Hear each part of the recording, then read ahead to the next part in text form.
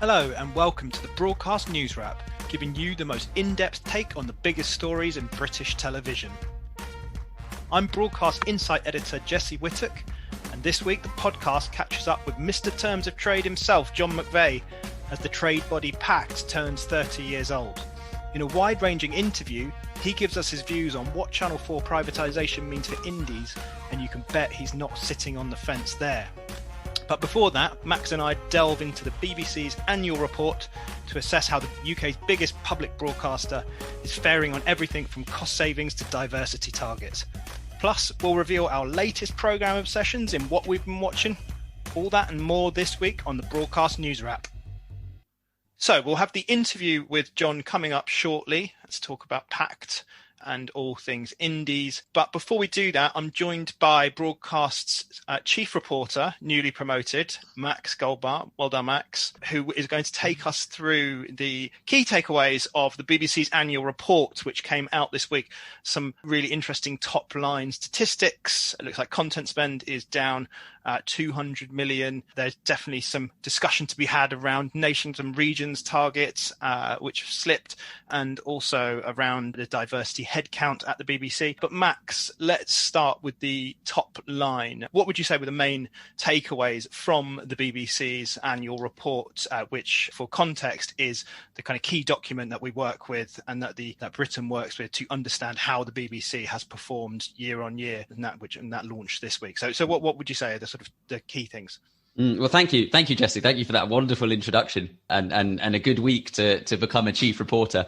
Yeah, the BBC annual report. I felt like time had flown because it felt like the last annual report was about a week ago, and then I realised the last annual report was actually delayed, and rather than a year ago, it was only 9 months ago. So it made me feel a bit better about time flying and everything going a bit crazy.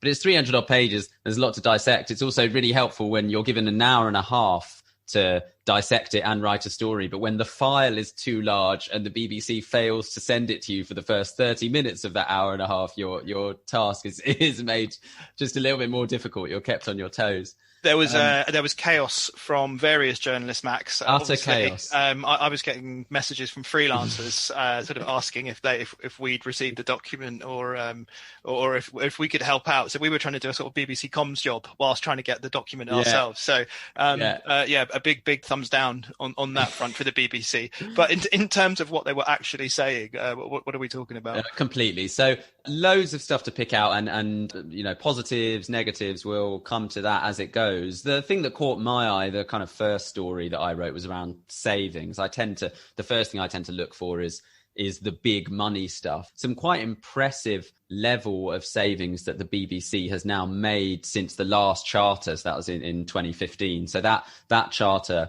asked that between 2016-2017 financial year and the 2021-22 financial year, BBC would save £800 million.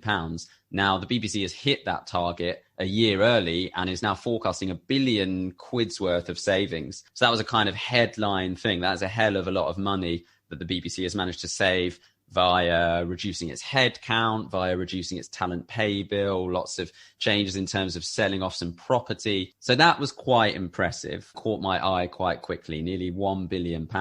And in the past year, so a year ago, Tim Davie, who'd literally just become Director General at the last annual report, he was speaking a lot about headcount, talking about reducing both senior leaders and just the general headcount across the board. And both have gone down by about 5%, which is quite a high figure, really, in the space of just a year. So senior leaders, I think, down by about 11 or 12 people. So that's an achievement that I think Tim Davie believes that he would have hit. And this is all around. And he was talking a lot about this in the press conference as well, making the BBC a leaner, quote unquote, leaner organisation, having less people, providing more value. There was a hell of a lot of stuff around value. Again, that's the real, BBC Director Generals have always wanted to give as much value to a licence fee payer as possible. You wouldn't not want to do that. But there does seem to be a renewed and almost a more commercially minded focus from Tim Davie, who has, as we know, stepped into the role from leading the BBC's commercial outfit, BBC Studios, and has much more commercial experience than his predecessors. So those were some of the feelings I was getting out of the press conference. Savings, headcount, content spend down £200 million. Not good for indies. Not great for indies, but shouldn't really come as a surprise because a lot of that spend will have been on shows that were unable to be commissioned, right? So the last annual report, even though it came out right in the midst of COVID, actually covered the pre-COVID era, which oh God, we pine for those halcyon days. But this annual report perfectly, so it started on April the 1st, so it perfectly caught the first year of the pandemic. So as we all remember, what was it, April to June or so, there was no TV production. So I imagine a lot of the shows that the BBC would have been spending money on have now been delayed until, say, next year or the year afterwards. And it was noticeable that the biggest fall in spend when broken down by genre was in the film and drama, which is mostly, they spend some money on films, but that will mostly be on high-end TV drama. That was down around 20% from the previous year, which is around double the proportional drop of overall content spend, which was down around 10%. And so, yeah, that's not particularly to be expected. You know, it's taken drama a lot more time than other genres to get back. And yeah, I imagine there's a few shows that would have had to be delayed beyond that financial year. There was a lot in terms of channels. Actually, BBC Two had a much bigger spend drop than BBC One, which is also interesting. So BBC One's was fairly incremental, and that also takes into account that the Euros were obviously cancelled and the Olympics were cancelled, so you would spend naturally less on those sporting events. But BBC Two down by about 22%, which is interesting. And obviously now BBC Two doesn't have a channel controller, so things have changed there. So I think I don't think it's too much of a concern for indies. I imagine that spend will go right back up. You might even read that to sort of contradict my tone from before, to say that 200 million potentially is actually not the worst possible outcome that they might have seen last year. But as you mentioned, Tim Davie talking quite consistently about value in the license fee. And obviously this is the big debate around the BBC. I think at the moment there is a sense, both government and the various interested parties, that the license fee itself won't be going anywhere for a while, and it seems to be delivering that value. But if you unpick what that actually means, the big battle for the BBC has been to try and attract younger people, which it has been struggling with, like most broadcasters. But it sounded like there was some good news in terms of the BBC iPlayer and actually those younger audiences. Yeah, another big key plank of what Tim Davie's trying to do, isn't it, around iPlayer, and there were some big successes this year. It's always quite hard to measure what's going on with iPlayer. Like obviously the way that barb ratings work on linear TV don't work the same way for iPlayer. So they look at things like program requests, which sort of naturally skews things a little bit. But more than 6 billion requests anyway for iPlayer is a huge figure. It was up 28%, which interestingly is just a smidgen higher than the All 4 26% increase, although both doing well in years where their lead broadcasters are turning to a digital first focused, VOD first focus. And the BBC did really well in terms of reach. So it has reach targets for the 16 to 34-year-old demographic. That target is 70 to 80%. So as in reaching 70 to 80% of 16 to 34-year-olds each week. And the target is 70 to 80 and the figure was 80%, so the upper echelon. So 8 out of 10 16 to 34s are being reached each week by the BBC, which I suppose almost when I think about it feels quite low, in the sense that I barely really know anyone who doesn't get reached by the BBC in some regard. You read a BBC News article or watch something on iPlayer or whatever it might be. BBC viewing to BBC Three went up a little bit. And more generally, yeah, iPlayer views did really well. 12% of BBC viewing is now taken up on iPlayer, which again feels like quite a low figure when it's all the talk. So I thought it might be more between the sort of 20 and 30 range, but I think it's quite a low figure, and it also tells you how important linear TV remains, really. But incidentally, on the license fee, 700,000 more people refusing to pay their license fees. So that's not people dodging the license fee. That's people saying, fine, I'll put my hands up. I'd rather just not pay it. So that's concerning, isn't it? In a year that the BBC's license fee income actually went up because for the first time it started collecting over 75 payments. So that's the first time in over 20 years that pensioners have had to pay for some license fees. So yeah, good news and bad news, but that will be Tim Davie has flagged this figure a couple of times before, this license fee refusenik figure of into the hundreds and thousands. That's now at 700,000. That's going to be niggling away a little bit. You know, there's still 30 odd million people who are getting license fees, but you don't want to think to go to the effort of refusing to purchase a license fee, and obviously that means you also can't watch the other PSBs. It will be of niggling concern, I think. Yeah, it's something that they'll want to stop the flow of quite quickly. And it also raises questions about how those people who are refusing those license fees are actually consuming content. What are they doing? Are they moving to Netflix and the SVODs and consuming that way? Are they consuming less media in general? Are they just on YouTube? Or are they finding other ways to watch the public service broadcasters and sort of go around the official systems? And, any of those outcomes or avenues is an issue for the BBC and for all the PSBs. They need to try and sell the idea that the PSB ecology in this country is important, and that's obviously a wider issue at the moment. Certainly in the last few weeks, that's really reared its head with the issue around Channel 4. And obviously we last week put out a privatisation podcast special looking at the government's plan, which is now officially put to the public through a consultation, that they do plan to sell Channel 4 unless they can be convinced otherwise. That seems to be the broad position. And it's probably just worth, as an aside, mentioning that broadcasters decided to take a position on the government's view on Channel 4. This is obviously slightly away from our conversation about the BBC, and we will come back to the annual report. But we've decided to launch a campaign we're calling the Not For Sale campaign. And the broad feeling here is that there is no evidence that we can see from what the government has put forwards that the sale of Channel 4 and the potential and likely change to the PSB ecology as a result of that does anything but damage the sector, which is, for all the challenges it's facing and the threat of the SVODs and whatnot, it's still thriving. The production sector in this country, which is largely driven by, certainly in a reasonable amount, up to a quarter, I think, of all indie commissions come from Channel 4, which obviously doesn't own the rights to the shows that it commissions and hands those rights to indies.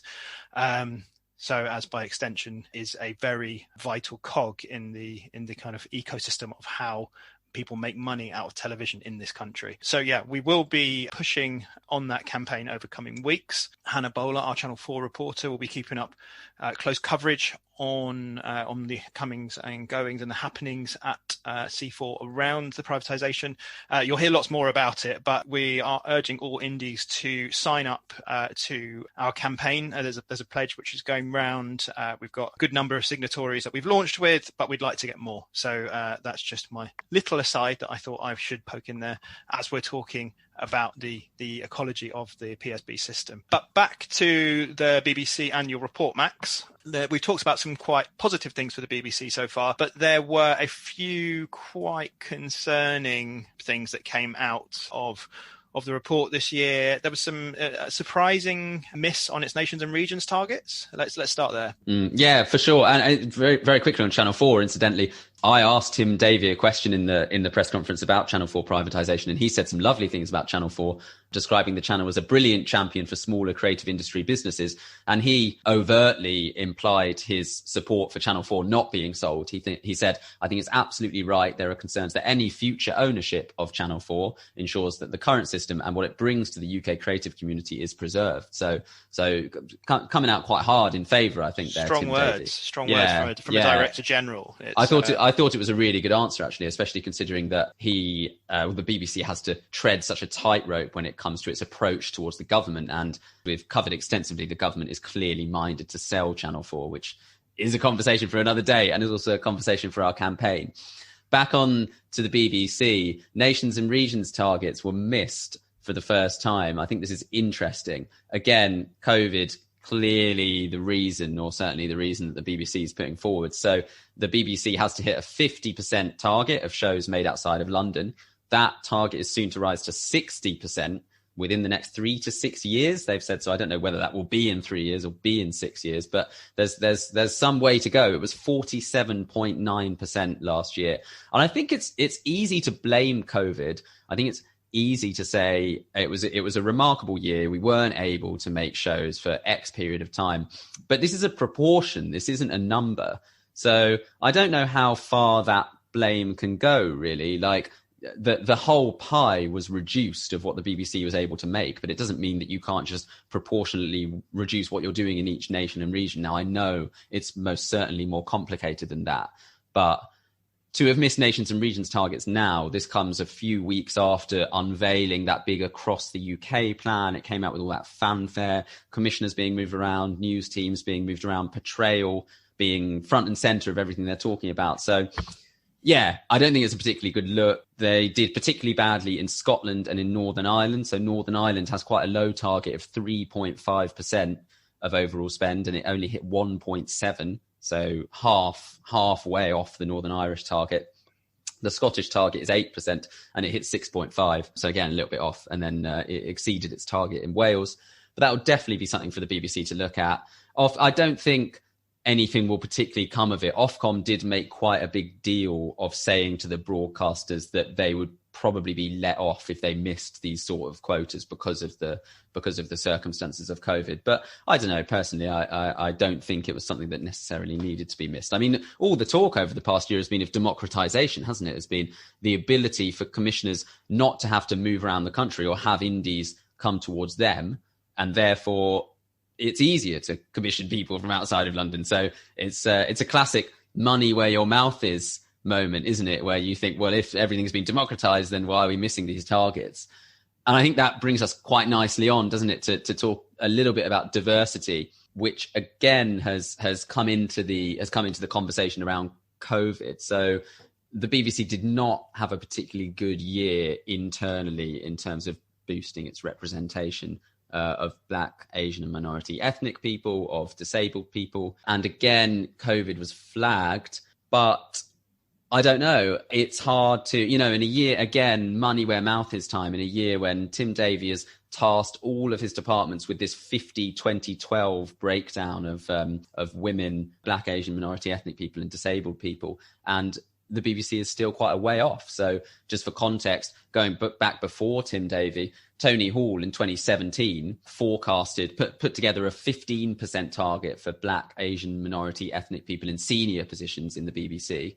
And the BBC is still not hitting that target. So it's a year on. 12.6% is the current figure. That's an increase of just 0.3 percentage points over a year. So it's still not hitting those Tony Hall targets, let alone the Tim Davie 50-20-12 thing. That's in senior roles. And disability representation in senior roles actually went backwards, which again is really not a good look in a year that disability representation is at the fore. The BBC's been doing a whole bunch of programming around it. We've revealed today that Jack Thorne, a disabled writer, is going to be delivering the Edinburgh McTaggart. So I think he might have some stuff to say about this. But yeah, disabled senior leaders made up 8.2% of the overall BBC senior leadership. That's down from 8.6% the year before. And even in terms of gender, there's still not a 50-50 gender balance in the BBC senior teams. I think women are 46 odd percent. And you just think, when's that going to get corrected? It's an unusual situation to be in, really, because like you say, that there have been various announcements and initiatives and targets set at the BBC. And if you speak to, interested parties within the BBC, they will point you towards, June Sarpong's appointment as creative director of diversity, and the various other people involved, very, very clever people like Miranda Wayland. But clearly the structures within the BBC aren't changing fast enough, it appears, and that's a big challenge for Tim Davie and June Sarpong and the rest of the folk who are interested parties in that issue to sort things out, because it feels like you say, in the kind of past 12 months there's been no better time to sort of improve these things. They've had lots of, we've all been stuck at home thinking about the way things work. So it's surprising that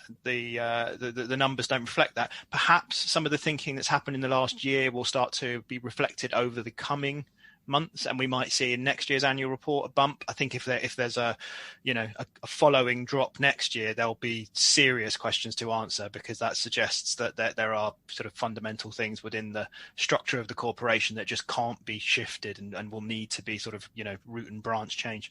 So that will be an interesting one to go on. What I've always thought about diversity is that the biggest barrier to improvements is just the lack of a revolving door, isn't it? It's like, ultimately, you can't force the white men at the top of an organization out of their jobs. And that's going to be a real problem when you institute stuff like 50-20-12 targets in senior positions. And little hat tip to a friend of the podcast, Marcus Ryder, who wrote an excellent blog taking in the diversity and inclusion gains and pains that were in the annual report. But one positive that he took away, which I think is really interesting and classic bit of sleuthing from Marcus, is he said, for me, the biggest positive is that for as long as I can remember, the overall retention rate for Black, Asian, minority ethnic people has improved. So therefore, in previous years, it's always been that more Black, Asian and minority ethnic people have left than have come in. And this is a green shoot. This is for the first time in a long while, more have entered than left. So that is something that is very encouraging for the longer term. But it is going to be a longer term thing that's going to take time. And that's why I think it's dangerous to come out with these big swinging targets that you then just end up really struggling to hit. And obviously at the same time, as I said earlier, diversity and inclusion aside, senior leader headcount has been reduced quite heavily and headcount has been reduced quite heavily. So it almost feels like the two are sort of bashing against each other. But that's that. So now on to our interview with Mr. Terms of Trade himself, the Chief Executive of Pact, John McVay. Max caught up with John earlier this week as Pact turns 30 this year, and John was characteristically forthright on various issues around the industry. So we think you'll enjoy this one. So today I welcome a man who needs no introduction. It's John McVay, the Chief Executive of the indie trade body Pact. Welcome, John. And I can't believe it's taken us this long to have you on the Broadcast Newswrap. Oh, well, it's very nice to be invited on anyway. So nice to see you, Max. Good stuff. Good stuff. Well, look, today we are reflecting on 30 years of the indie trade body Pact, of which I believe you have presided over the trade body for 20 of those 30 years. Yeah, wow, yeah. I sort of have to keep pinching myself that it's now got to 20 years. I didn't think I was going to be here that long, but of course it just shows what a exciting, changing, adaptive world we live in, and there's always new challenges. And we're lucky currently, I think, to be living in a country which has one of the world's most exciting audiovisual economies. So it means the jobs never got boring, and the challenges haven't either. Absolutely. Well, that's the important thing, isn't it? I wondered at first if you can remember your first day or your first week on the job. Like, what was going on when you started as CEO of Pact? Oh, well, my first day, I called all the staff together, and there were many more people employed by Pact at the time in our offices in Mortimer Street. I didn't know them, they didn't know me. And we had a lovely little chat, but I was making quite clear that given the fact that the indie sector wasn't looking like it was thriving, we were going to have to, roll our sleeves up, pull our socks up, and actually start to do a lot more to help all the people who paid our wages, basically. That didn't go down too well with some, but I'm very, I've always been conscious, and to this day, I'm still really conscious. And I hope the members know that I know who pays my wages. It comes out of someone else's pocket from their hard work, their creativity, their chutzpah. They pay us to deliver services. They pay us to do things to try and help them. And we should never lose sight of that. And that's been my sort of mantra from day one, really. And so with it, you very quickly, having got your feet under the table, obviously the Communications Act was passed 2 years later, which introduced the notion of the terms of trade, which has kind of been the bedrock of TV production ever since. So that must have been something that you started looking into almost straight away, right? Like what was the backstory of that? Well, we'd done some work quite early when I started, which looked at the sort of profitability of the sector, which was very low. Our margins were being managed on every single production, and every broadcaster looked at your overnight costs and micromanaged your budget down so we didn't own IP. We weren't in control of our profitability. And I said at one board meeting, even Scottish bankers wouldn't invest in this sector, and they'd invest in a dead horse. So, but I think there was a number of opportunities. I mean, Pact had run a campaign called Courage to Compete, to basically try and make the case for winning rights back. The only problem was it wasn't really contextualized in how was this in the public interest. And I was fortunate when I first started to have the amazing Beryl Virtues, my chairwoman, rapidly followed by the equally amazing and very dynamic and determined Scotswoman Eileen Gallagher from Shed. And I think it was that point, there was a real turning point of, there's the Communications Act. If we don't take our opportunities now, we won't for another generation. So everything got aligned to resourcing the arguments, doing all the lobbying, and there was a lot of internal divisions. Some people said, let's not go for rights, let's just go for a bigger quota. Thankfully, the IP argument won. And then we were, I would say, very clever in how we actually then maneuvered our way into the corridors of power in order to try and persuade key people that this was something that they needed to take carefully, including the ITC, which was the regulator at the time, and a good guy, Bob Phillis, who oversaw the ITC review, which basically found that what we were saying was right. But that didn't happen overnight. That was a good, solid nearly 2 years of lobbying and persuading and campaigning. And, that many indies were involved in that. People like Alex Graham, David Frank, Peter Bazalgette. There was a lot of people that got behind it. And while I was the sort of at the other end of it, I was the person dealing with all the negotiations or organising that. There were lots of Pact members who gave up their time to support this. So, which is really what it's all about. Yeah, absolutely. And I wondered, this moves quite nicely onto my next question, because I wonder how you approach, so much of your role is about incrementally trying to push things like legislation or policy through. And I wondered what your general kind of broad brush approach has been to doing that over the last couple of decades, and whether that's changed. Well, I think I have another very simple principle, which is, will this save members money or will this make members money? Because ultimately that's what they're trying to do. If they can't make money, they can't hire people, they can't invest in ideas, they can't get a bigger office, they can't take on a trainee. It's all driven by the economic. Not great. The programs are amazing, and the creativity is amazing, and the awards are amazing. But fundamentally, this is not a grant and aid sector. This is a commercial sector, and these are commercial creative companies who need to make profits to do anything good. Whatever it is they want to do, it's their money. They can do what they want with it. But if they're basically marginal or close to zero, having to work like dogs in order to survive, that's not really the world that we should be in. That's not how we should reward creativity. And I suppose the other thing that I've always had a big problem with is this sort of bourgeois upper class idea that somehow artists should be starving in garrets. That's a wonderful thing. Yes, the work's amazing, but don't think you should get paid for it. I've never had much truck with that, being a Scottish working class lad. I think if you've got great creativity and you can maximize it and you can make lots of money, go on.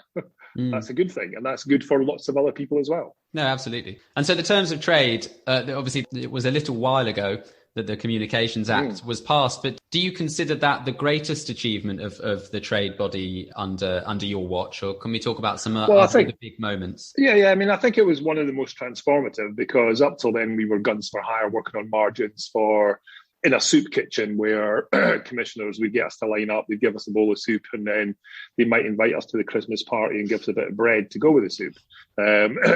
That was the world, and that's the world for many indies around the world. That's, the soup might, be nicer and the bread might be richer for some, but that's the model. And the terms of trade broke that model. So I think what the companies did with that, what our members did with that, was the success. All we were doing was creating the environment, but we've changed a lot of environments. We've worked very hard. We worked very hard on the film tax credit, which was the bedrock of all other tax credits. We worked on the drama tax credit, the kids tax credit. We worked on getting the Young Audience Content Fund introduced. We worked with, ironically, the BBC to get the first robust out of London quota introduced in the previous BBC charter, the 50%. With specific targets for the nations themselves. Over the years, we've done hopefully a lot of good and not too much bad. We reformed child licensing legislation, so it was actually fit for the industry, and it meant that you weren't committing a criminal offence if you employed a youngster to work on a programme, which was the case previously. So there's lots of things. I mean, there's a lot of things we do which you don't see because they're in the background to try and just sort things out and help everyone do what they all want to do, which is make great programming or great films or, whatever. Be a great director, be a great writer. That's what it's all about. That's why I think, through a whole set of combinations of things, that I think that's why the UK is one of the most exciting audiovisual economies.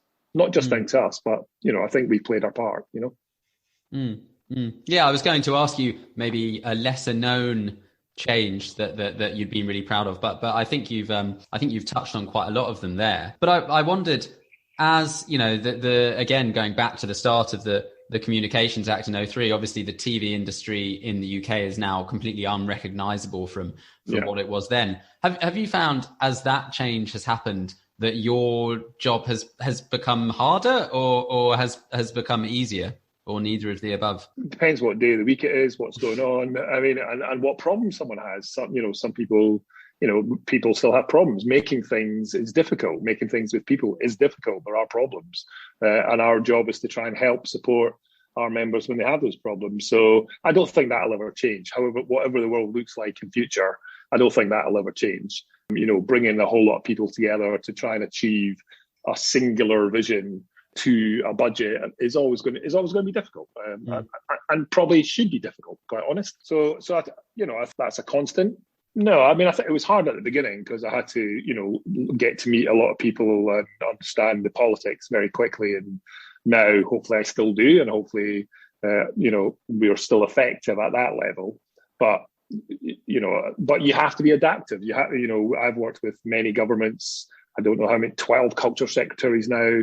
And you have to go in and explain who you are, why are we important? And of course, the sector itself has changed beyond belief. When I first started, the idea that indies would be earning £1 billion a year in original commissions outside of the UK was complete pie in the sky. If you'd said that in a Pact council meeting, they would have laughed at you. Of course, now that is the case. And I suppose one of the other more subtle things, which I am very proud of, is all the effort we put in starting in round about 2007 into international opportunities, getting trade missions, getting access to markets, setting up the Pact Indie stand, and credit to Dawn McCarthy-Simpson and our team who works on that, and getting producers of any shape or size and small distributors out into the market.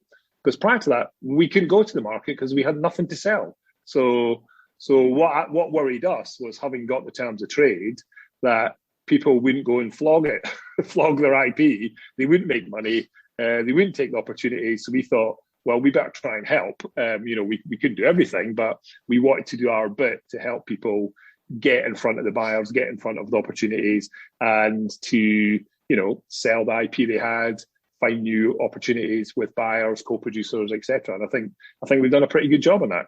Yeah, certainly. Yeah, I mean the internationalization of the UK production industry has been incredible, hasn't it? Certainly since I've been covering the TV sector. So you've worked with 12 culture secretaries. Who is your favourite of the 12? Oh, the amazing and the culture secretary who did the most to get the terms of trade, and Tessa Jowell. Who was just one of the nicest, fairest, most caring people I've ever met. And I don't mean caring in a sort of sloppy way. I mean, like, really caring about what was good for the UK, really caring about what was good for our creative industries. A lovely woman, much missed. And what's been your biggest challenge throughout? Was there ever a time when you just sort of wanted to pack it in, like it was all becoming a bit too much over the past couple of decades? Not really, because I'm not really made like that, which may be a bad thing. No, there's been real challenges. There's difficulties. We're about to face a big one with Channel 4 privatisation. We will do our best. I will do my best to try and change that. But that's sort of what the great thing, why I've been sort of 20, I said this once when we were doing the terms of trade negotiations, I think it was with the BBC. I said, see, the big problem you guys have is every time you have a meeting to try and outthink us, you have the same people turning up.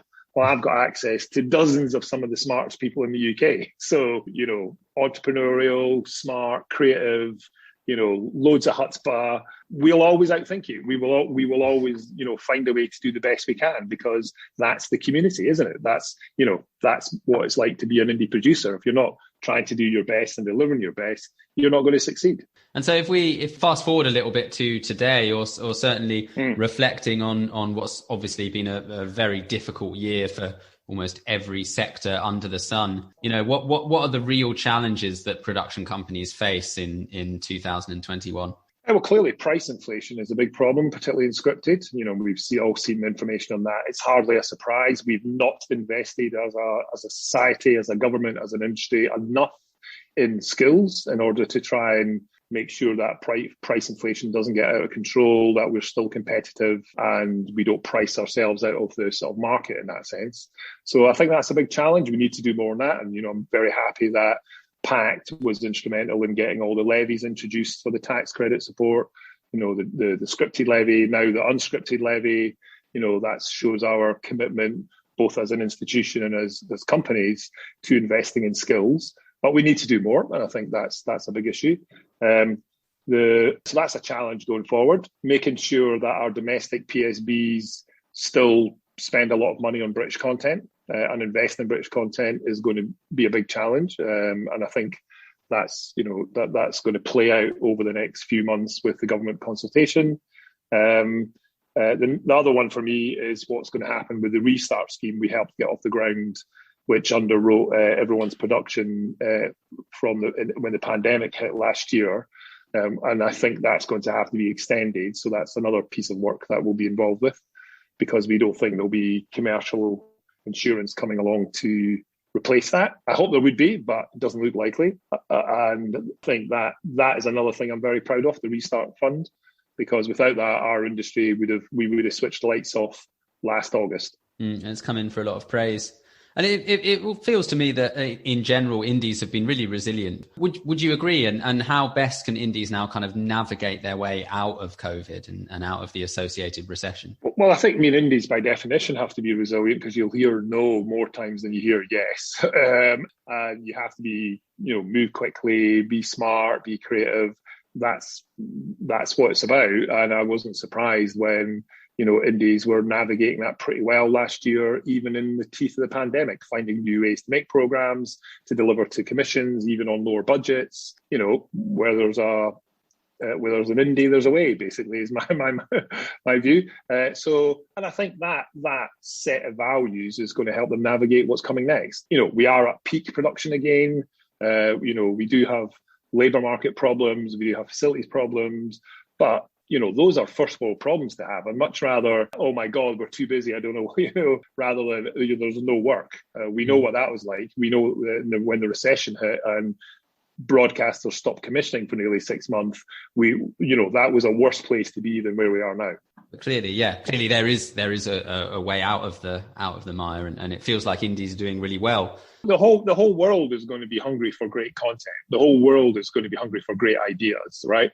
And the whole world is going to be hungry for new ideas that resonate with how the world has changed. So that's an opportunity, and I think UK indies will take it. I mean, I can think of a number of people off the top of my head right now who I imagine are already taking the opportunities. No, completely. And look, we speak to each other in a week that could prove rather historic for the indie sector. It's the launch of the DCMS's consultation into the privatisation of Channel 4, and it does feel very much like the DCMS is minded to sell off Channel 4, which would have a huge knock-on impact on the indie sector. What do you think about all of this? Well, given that this week is the launch of our 30th anniversary year, I think to try to spoil our party, to be quite honest. Having read the consultation, this is policy-led evidence. The consultation document doesn't really understand the economics of our industry. It has a number of cut and paste flaws in it. It is not well argued. It is not rationally presented. It's repetitive. It actually doesn't really make the case on why they have already made up their mind to sell Channel 4. And I think given the critical role that Channel 4 plays in our creative economy, that will play in levelling up across the UK, that will play in diversity, inclusion and COVID recovery, to consider selling Channel 4 now for what will no doubt be a pittance to someone who will not do as good a job, who will not be interested in doing the same job that Channel 4 has been doing for nearly 4 decades, I think is completely misguided, ill-timed and ill thought out. No, well put. Well put. Doesn't mean to say they won't try and do it. But to be honest, I don't think anything I've read or heard so far has laid down a convincing rationale. Now, of course, any government can decide what it wants to do with public assets. Yep, that's entirely right and proper. They are elected, they are public assets. But I think if you're looking to dispose of a major public asset, which doesn't cost the taxpayer any money, which does an amazing job of seed funding creativity and ingenuity and IP, which remains in the UK, across the UK, and you want to flog it off, I think you actually need to describe what are the benefits, not just to the shareholders who might buy it, but to us, the public. It is our asset. We own it, not the Conservative government. We own it. It's the public who own it. So can they please explain what do we get in return? Because I don't think the public interest appears at all in their consultation document. And I think that's shameful. I would have expected better from the people involved. And I would certainly have expected better from a document that was published yesterday about a major cultural and commercial institution like Channel 4, for them to at least have produced impact assessments, economic analysis, and also what the return is to the British taxpayer, other than just the hard cash to the Exchequer. No, really, really nicely put, and really passionately put. And I think, I imagine your sentiment will be shared across the board. And certainly, yes, the knock-on impact is a real concern. But it must be interesting for you, or kind of difficult to tread that line when you're, for example, working with the government on something like the production restart scheme, which is a real positive, and at the same time arguing against something that the government is minded to do. So I'm just wondering... Well, I mean, hopefully, I think I'm well known in various governments, and I've worked with many Secretary of States and ministers in various different departments. I mean, we will work collectively to, like we did with the Restart Scheme, to actually do something unique in order to save a part of the British economy which would have disappeared as a result of the pandemic, which is critical to both us commercially and culturally and in terms of society. But at the same time, I can be critical of other policies. I'm critical of the government's approach to a lot of our free trade agreements. I don't think they're right for our sector. But that doesn't stop us also working with DIT in terms of helping companies get to market. So I think you just have to be professional and clear about what is a good thing and what is something you disagree with, and get involved in the debate, basically.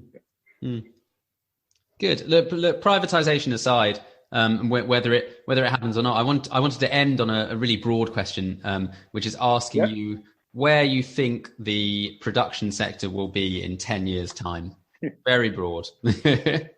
Pie in the sky. I think we will still have one of the world's most exciting production communities. I don't see that. I mean, years ago, everyone wrote off the indies, this is the problem, that this sort of Victorian analysis about consolidation and integration and monopolization is the way to go. Well, not really. Not in a digital world, not in a post-analog world, not in a globally networked world. We know that from TikTok, Facebook, YouTube. We know that the world has changed. I think British creativity, love of storytelling, our disruptive view of I can do better, I can tell a better story, is something that will be there. Now, how we make it, where it's made for, I think will change without a doubt.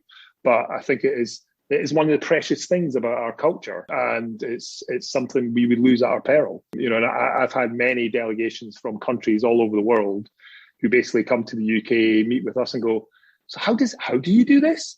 What? We're much bigger than you, and yet our creative economy is nothing like yours. So, and I hope that's something that makes me really proud to be British. It's something not in a Union Jack way, just in terms of our passion and our love and desire to do better. To make it look better, to make it sound better, to make the sense of our commitment to quality, I think, is something that's definitive, and I think something that hopefully we never lose. And very lastly, I couldn't let you go without asking you what you've been watching on TV, because it's our favourite question to ask all of our guests. So what's been on in the McVay household? Recently, Lupin. Yeah. On Netflix. Really enjoyed that. And then all the usual lockdown ones like Call My Agent, so many I can't even remember now. So, and of course, recently a little thing called football. So I've heard of it, but we do not speak of it, I think. We must not speak, must not mention it. No jinx. Yeah. No, I know. Well, I really hope England do well tonight, because I want to see a cracker of a final with Italy. So amazing. And that is a beautiful moment to end on. John McVay, thank you so much for joining the Broadcast Newswrap this week. Thank you very much. Take care. So that was Max Goldbart interviewing Pact CEO John McVay. Now Max has rejoined me for everybody's favourite section of the podcast, certainly in our eyes anyway. What we've been watching. Max, tell us what's been on your box this week, bar the football. I think we're the pair of us and probably most of the country feeling ever so slightly worse for wear today. We're recording a day after England made its first European Championships final in its history. So I think there was some celebrating done by all. I was relatively reserved, but Max, besides it's celebrating the football, what have you been watching? Yeah, apologies for my croaky voice, but we're not going to talk about the football. I finished on Sunday BBC One drama Time, which I can't remember if I spoke about it when I watched the first one, but hopefully I didn't. Otherwise it'll become a bit repetitive, but I might end up talking about it in December of this year as my show of the year, because I really enjoyed it thoroughly. It was I'm not particularly, a massive fan of like prison dramas or like crime thrillers or anything like that, but the writing was superb. And I always thought of Sean Bean as a bit of a gimmicky actor, the guy who just dies all the time and is in Game of Thrones, but he was sensational. Like, I really can't believe how good his performance was as prisoner Mark Cobden, who's sort of grappling with the need to atone for killing somebody. So I hope that hasn't given too much of it away. But Jimmy McGovern's writing was fantastic. I enjoyed it a bit more than the last couple of Jimmy McGovern things I've seen. He tends to do BBC One single films as opposed to three-parters, but this really felt like it needed those three parts. Loads of interesting themes. The actual kind of narrative, you find yourself enjoying it so much and being so invested with the characters that the narrative, the real story, it doesn't really matter too much. Stephen Graham was the other main actor, and he has his own story. He was a prison officer. I think it's going to win a lot of awards. I really, really enjoyed it. Also, a lot of really good turns from some younger actors who I hadn't seen before. Yeah, created a really great atmosphere. You really felt like you were there. I can highly recommend it. Time, BBC One. In a sort of time-honoured tradition now, I'm going to take us over to America for mine. I have been catching up on the Sky documentaries four-parter, Wu-Tang, Mics and Men, which is the documentary that chronicles the sort of formation and the story of Wu-Tang Clan, who those of you who aren't into US hip-hop probably won't know, are one of the biggest American hip-hop groups of all time. And what's really interesting about this particular documentary is how this group was formed. I mean, effectively, that these were a group of, or are still a group of, incredibly talented individuals, musicians, who all lived within about a couple of blocks of each other. It's kind of like if every in our parlance, Max, if every really good British journalist came from the same postcode or something like that in London, or if we were all from the same street or something like that. And just this incredible conflagration of talent who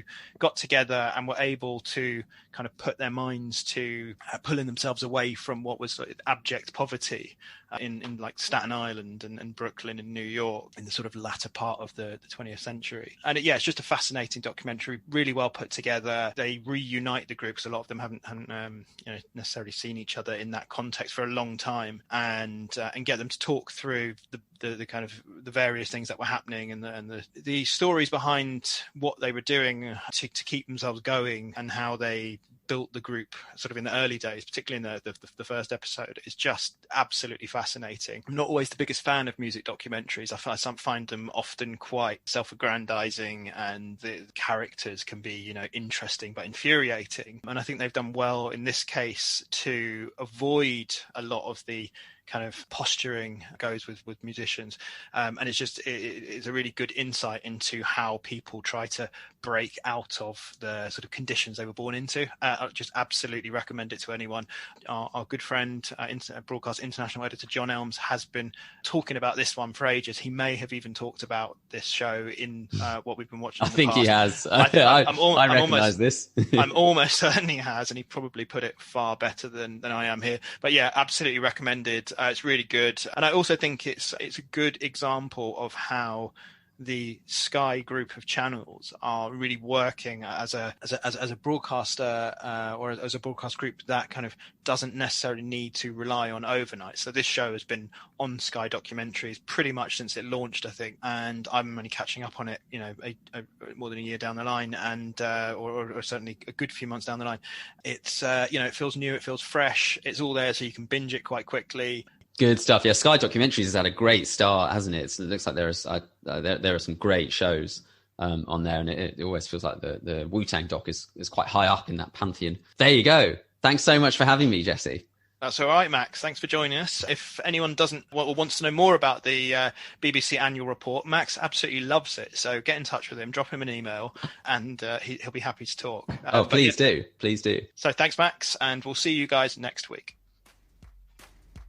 Thanks for joining me, Jesse Whittock, for this week's Broadcast Newswrap. You've been listening to myself, Broadcast Chief Reporter Max Goldbart, and Pact Chief Executive John McVay. This podcast was edited by Hannah Bowler. You can check out all 50 past episodes of the podcast on Spotify and iTunes, or via the website www.broadcastnow.co.uk.